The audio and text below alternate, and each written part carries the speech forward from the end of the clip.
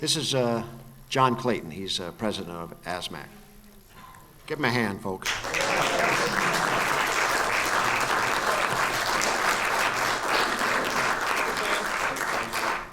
I just want to welcome you here and acknowledge that this is a fantastic occasion, a fantastic day.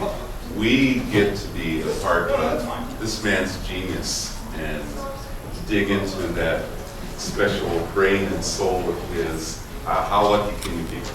And this is again brought to you by ASMAC. And if you don't know ASMAC, this is probably one of the one of the most important things that we do, which is bring composers, arrangers together and allow them to share with you their trade secrets, their techniques, their philosophies, their ideas. That kind of doesn't happen anywhere else like this, so it's really special. But this isn't the only thing that we do. We also have luncheons each month whereby we invite great writers that we can, that are here or even that visiting from out of town, to kind of talk about themselves and tell us about their lives and what they do in a really casual luncheon setting. It's awesome as well. Not as masterclass hands-on, it's still very, very revealing and informative, and just very fun to be able to get that close to these people whose music we've admired for so long. So. The luncheons, these master classes, we also have every year, every other year, a chance where we really do a Golden Score Award that allows us to really pay tribute. John Mandel is a recipient of one of these awards, as have people like Quincy Jones, Lalo Schifrin, on down the line. So it's a really cool thing. So a lot of great things happen in this organization. If you're not a member, we really encourage you to come on into the family. It's really what it is. So without further ado, we're going to turn it over to Kim Richmond and John Mandel.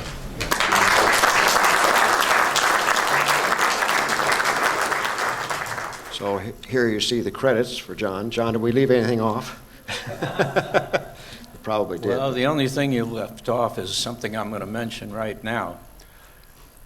The man who probably was more responsible for starting the Arrangers Society, and back in the mid-40s, I believe, is sitting back there looking dapper as usual, wearing a hat.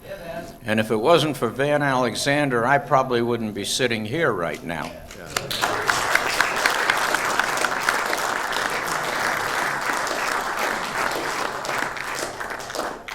And, well, that's a story in itself, but he taught me more in 15 minutes than I've learned ever since about how you do it and what it is and the whole thing. Because, well, I won't go into that story. We'll go on from here. Good. Yeah, well, okay. I discovered that what made a band sound good and what didn't make a band sound good. You know, we had, what I didn't realize is that it, you know, like most kids in the early 40s and late 30s that were interested in music, and, you know, guys that were doing this, like Al Cohn and just a whole bunch of us that came up at the same time. You know, Al Cohn, Manny Album, all those guys. Bill Holman, I think, came along a little later, but he's here. And he's been a big influence on me ever since. Not necessarily a good one. In fact, we lived together for a while, and if you ever, I think we were both going through divorces, and it was truly the odd couple. But it was fun. Who was the neat one? What? Who was the neat one? Oh, I don't know. Probably there wasn't any. But like most kids at that time who were interested in music, you know, as we grew up going through our teen years, listening to, you know, with the glued to the radio, because we'd hear all these bands. Swing had taken over for a very short time, popular music and good music were synonymous for a while after the swing craze broke out. And there was a band at every hotel. This is starting in 1937, 8, 9, and all these bands were playing, had to play the same 10 songs. And they'd bring you, Tommy Dorsey from high atop the Astor roof or something, and terrible bands too, the whole bunch of Mickey Mouse bands in the Midwest, Dick Durgan's, and we'd get some.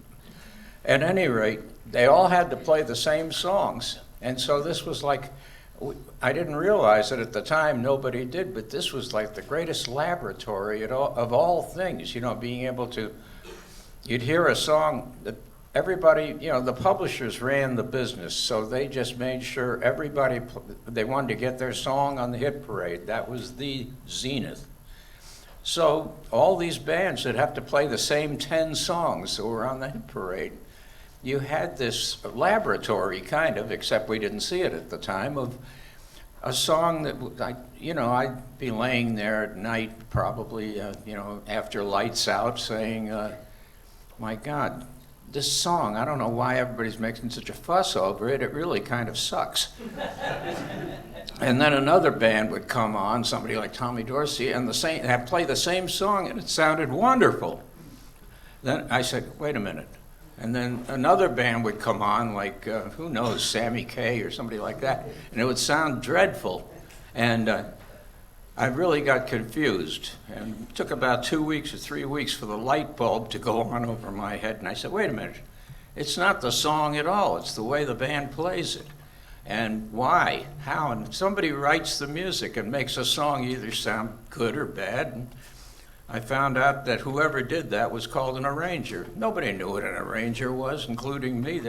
They thought it was somebody who moved chairs around or something. And the only things I read in those days were downbeat and metronome. That's why I'm so literate today.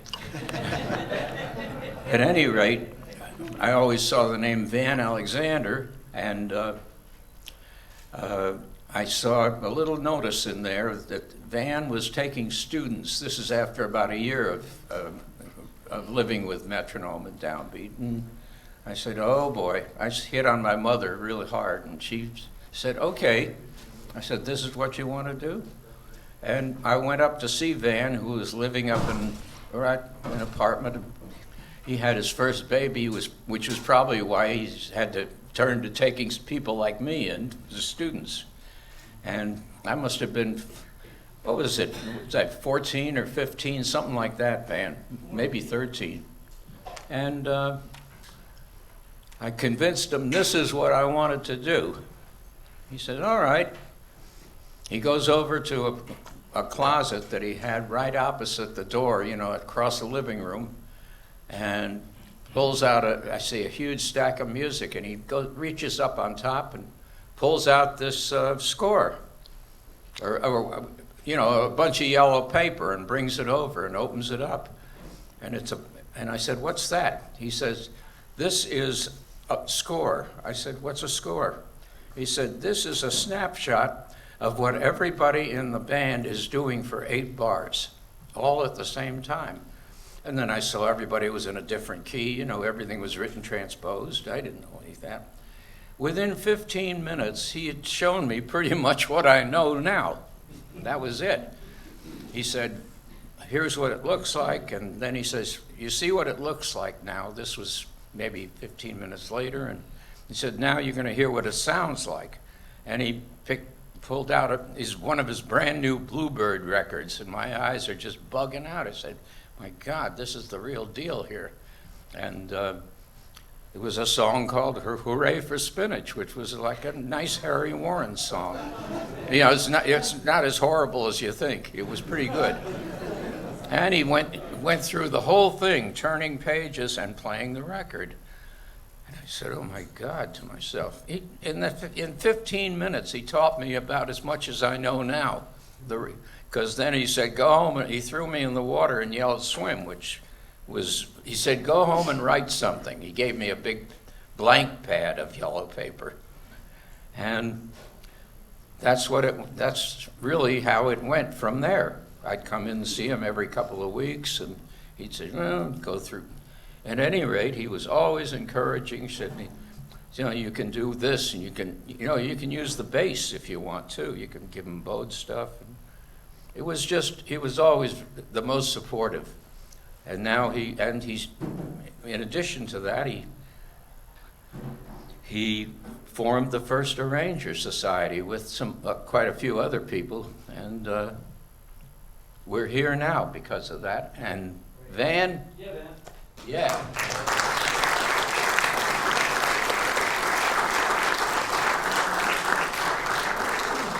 Well, who are some of the other writers that you listened to and were influenced by around that period after you got to knowing about a score?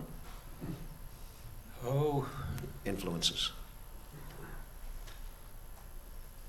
Well, it happened to have been a time when big bands were the thing. Probably you always thought at that time you thought it was going to always be like that, but there were some really good arrangers bands. Glenn Miller was one. Cy Oliver, particularly with Tommy, who's started to get one of the greatest bands. It was a really dull band all through the 30s until he got bored with it and decided he wanted Cy Oliver and Buddy Rich and all the rest.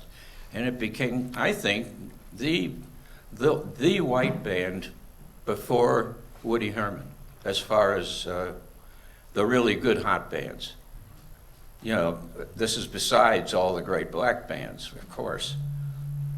But, so you had, Cy Oliver. There were a lot of great role models, and I think a great deal of my early education was just doing takedowns of all these things, trying to figure out what the hell they really were doing. And sometimes I was right, sometimes I wasn't, but that's how I learned to do it, kind of. You learn to do it by screwing up, if you want to know the truth. Because the one thing he said is, Van said, be sure to get somebody to play your music, or you'll never know what you did, and you'll never know what you didn't do, and you're in for a lot of rude awakenings. And one of the first bands I ever had play my music was a band that Al Cohn was in. And that's when I found out about Al Cohn. To this day, people don't know what a magnificent arranger he was, as well as one of the great wits in the world. And the first arrangement I brought in, like everybody, it was wrong for everybody. It was really a disaster. But he said, you won't know what you did, whether it was good or whether that was. And if you heard, and what I discovered also was, if you find somebody you like that sounded pretty good, okay, why, and so forth, and maybe if I took that and moved it over here, and and it was that kind of a thing. You learn by screwing up is the truth. That's the only way. But if you don't hear somebody play it, you won't know. I can imagine. It's like being a playwright and having nobody perform it. You don't know if it's good, horrible, or mediocre, or whatever. And so, okay. Yeah. Did you ever try to do any takedowns of any Ellington stuff? That would have been a challenge. I tried. Mm-hmm. Of all people, Andre Previn put it beautifully. He said if I could look at a score, Ravel, Debussy, or even another band, some other band, but you go see Ellington and he holds up a finger and three guys play a note and you say, what the hell is that? That was it's really that. Because it was something that was only in Duke's head. And he would give these vivid descriptions to people in the band. They didn't know what they were doing either, but that's what he wanted to hear. No, I never tried to Well, I did try to do some of that, or try to approximate it, but you never can get it like Duke. Yeah. Not only that, Duke's not going to do it the same way each time either. Yeah. Boy, that's the one exception that doesn't prove the rule. Yeah. Well, I'm curious, what we're going to do today, of course, is listen to John's music and look at some of the scores and do a little analyzation if we can. And you all have that CD that has some of the excerpts from his scores on there, and we're going to have the audio. Before we get into that, I wanted to ask one more question about getting started in the business here. Who gave you your start, and where did you get that start as far as being in the business of writing? Because you were a trumpet player originally, right? Yeah. I got a lot of, well, I went through the usual channels, you know. I worked with whatever rehearsal bands I could. And I was, I lost my father when I was 11 years old. And so my mother had to deal with, and we moved back to New York about the same time. We were living out here. And by the time we moved back to New York, I always hated New York as a kid. It was noisy, it was loud. I didn't realize at the time, being a child, that it was probably the greatest place in the world to live during the 30s and 20s. I didn't know that. But it was noisy, and they moved me out to LA here, and it was wonderful. In 1934, Los Angeles was the most bucolic place in the world. There were only two industries here, oil and the movies. No factories, no defense plants, and you lived in a house, and it was really nice.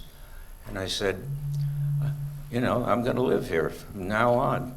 But then my dad passed away. My mother never liked California, and she brought us back to New York, which I looked forward to with dread. But what I didn't know is I was going to be happy. I knew I wanted to be a musician by then.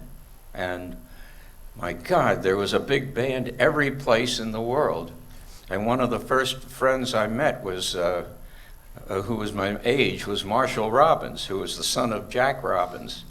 And Jack used to take us out to hear the bands, while he was working, because we were both gung-ho about that. Went and saw, Larry Clinton and Charlie Barnett up at the top of the Park Central and all those places. So I just didn't believe this turn of good fortune. And so that was my whole existence between, going to boarding schools, which were dreadful. But I was, I'd come in and see Van and then try and write something during that time when I wasn't with him. And that was my whole existence. I was a lousy student and somehow got through. Don't ask me how. Great. Okay.